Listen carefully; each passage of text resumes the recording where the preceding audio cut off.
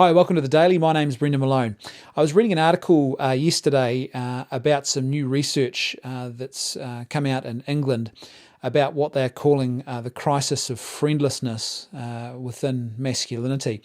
And this research is just absolutely astounding. So this was based in the UK, and they found that something like 2.5 million men in the United Kingdom admitted that they have no close friends, or they feel they have no close friends.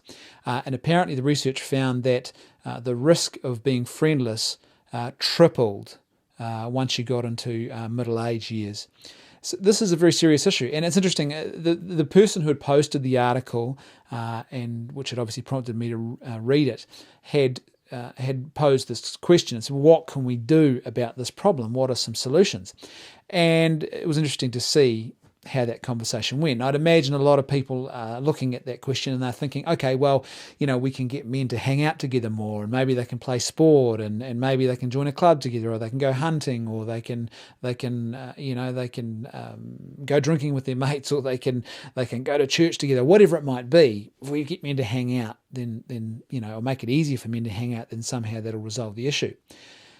And these are all good ideas and good solutions. Getting men together, of course, is a practical thing. But I think men coming together, it can't just be forcing men together. You can't say to men, right, you've got to go and hang out now. It doesn't work like that, okay?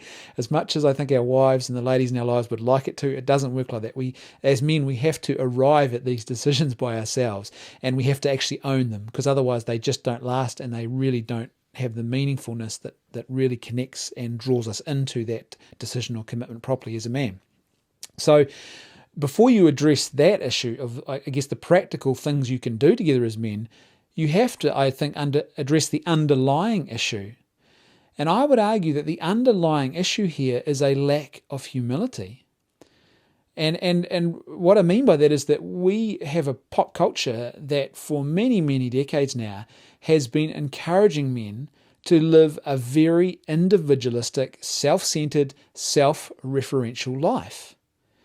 Now, of course, the problem is that sooner or later you get to a point where you realize that all that self-centered living and that self-referential and that self-reliant living that we've been striving for has often isolated us from other people, particularly men. And we need men in our lives. We need other men to learn from. There's a proverb in the Bible, just as iron sharpens iron, so one man sharpens another. We need men to butt heads with. One of the things that I'm extremely grateful for is the fact that I have 4 brothers, and even now we still butt heads, and we used to do a lot of it growing up. We were Irish, we'd fight, we'd have a good stoush. We still do. But it's really good for us, and it presents a really good challenge and a really good way, I think, of sharpening and honing us and knocking off those rough edges and teaching us more about ourselves. But to get to that point of being willing to actually hang out with other men and form communities of some kind with other men, you first have to begin with humility. Humility is fundamental to this. I've been reading a really good book lately, and it's a book that I would encourage every man to read. It's by Eric Greitens. It's called Resilience. He's written a couple of books. He wrote another one called The Heart and the Fist. He's an ex-Navy SEAL, and his books are really good. He is probably one of the most intelligent Navy SEALs that you'll read. Not that Navy SEALs are dumb by any stretch of the imagination, but he's a very learned man, and his books are full of really profound wisdom, a lot of philosophy and other things, and some really practical realities for living. So he takes some of these timeless truths and these really important fundamental philosophical truths, and he breaks them down with good analogies and in a way that men can understand. It's a very challenging read and a very encouraging read. Anyway, in this particular book, Resilience, he has what he calls his humility mantra. This book was written for a friend of his who was a Navy SEAL who suffered from PTSD, came back from Afghanistan and began to drink, lost his wife and children, moved out, he lost his job, he was drinking heavily a lot of the time, and his life had basically hit rock bottom. And so Eric began to write these letters to him, and these letters, which are very frank and very honest and full of really excellent wisdom about what this man has to do to get his life back on track, have been turned into this book, Resilience. In this one particular passage, he's talking to his friend about the importance of humility, and he shares with him this, what he calls his humility mantra, that he strives to live by every day. And he recites it to himself 2 or 3 times a day, and strives to keep this at the forefront of his mind in all of his dealings with people around him. And it goes like this. It's a really good mantra. And in fact, it's so good I've stolen it now for myself, and I'm trying to remind myself of it daily as well. It goes like this. I begin with humility. I act with humility.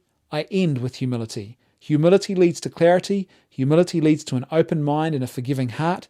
With an open mind and a forgiving heart, I see every person as superior to me in some way. With every person as my teacher, I grow in wisdom. As I grow in wisdom, humility becomes ever more my guide. I begin with humility. I act with humility. I end with humility. Powerful stuff, but very, very important. And I would argue that this is where we need to begin to address the problem of this crisis of friendlessness within masculinity. It needs to begin with humility for 3 very important reasons.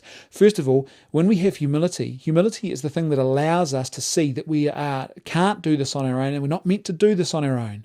Humility allows us to see that we need others around us, and we need other men, and we need to be in community. So it helps us to see that we actually aren't meant to, and that we can't do this on our own. We're not just, these stoic, heroic guys who, I don't need anybody else around me. Humility allows us to say, actually, I do need other men in my life. Secondly, humility allows us to see the good in other men. We don't look at them as competitors and completely gloss over any of the good things in their life or the strengths that they have that we can perhaps learn from, and that we can actually, that can be of benefit to us in helping us master various aspects of our life. We're not stuck in that cycle of seeing them as competitors. We with humility, we're able to look at the other men around us and say, yeah, he's got that together, and I need to learn from him, and I need to be like him in that area.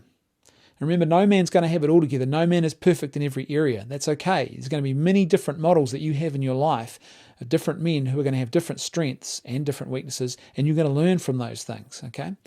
But humility allows us to see that good and to actually accept that it is something that we should imitate, and it's worthy of us imitating.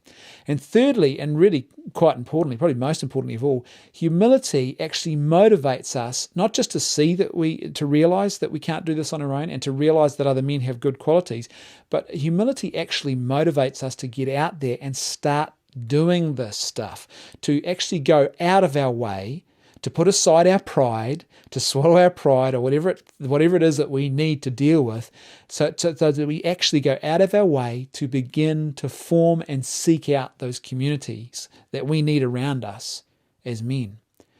And it's not until we begin to build those communities, it might be 1 or 2 other men, but those really close bonded communities where my life is not just about me, but it's about these other men as well. And I have a vested interest in their well-being.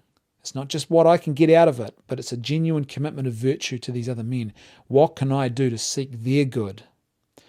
And when we do that, we begin to grow as men. And all of a sudden we discover that friendlessness crisis, that issue of friendlessness is no longer present, because we have bonded with other men in a very deep and profound way. It's not superficial. It's not shallow. It's not just a bunch of guys in a locker room making jokes and trying to, I guess, crack jokes in order to hide the real deeper stuff and as an escape mechanism. It's all of a sudden we realize we have bonded with these other men in a very deep and real and profound way. But as I said, that all has to start with humility. The humility to recognize we can't do it on our own, the humility to recognize the good in others, and the humility that motivates us to actually go out and seek out those communities. And if you are a man who has children, I would argue this is even more of a pressing issue for you, particularly if you've got sons. Because whether you like it or not, no matter what you are telling your boys, like I'm really good at telling my kids how to live a good life, and I understand all the stuff up here about how this is supposed to work. But as a typical bloke, it's a whole different kettle of fish actually living this out. Often I really struggle to do this well. But that's where I need to dedicate myself to. Because in actual fact, my boy and also my daughters, they are going to do as I do. Not as I tell them to do. They are going to imitate what they see and what I model to them. And if I model to them a masculinity that is lacking in humility, that is what they are going to repeat and invest into and buy into in their own life. So if we want to break that cycle and we want our boys, our sons and our daughters to do well in future, and for our daughters particularly to be able to recognise what a good man looks like, a man who has humility, then we need to be modelling that. We need to be living that ourselves. So I guess my thought for the day then is stolen from Eric Greitens and his humility mantra, where he says, I start with humility, I act with humility, I end with humility. Thanks for watching. I'll see you tomorrow on The Daily.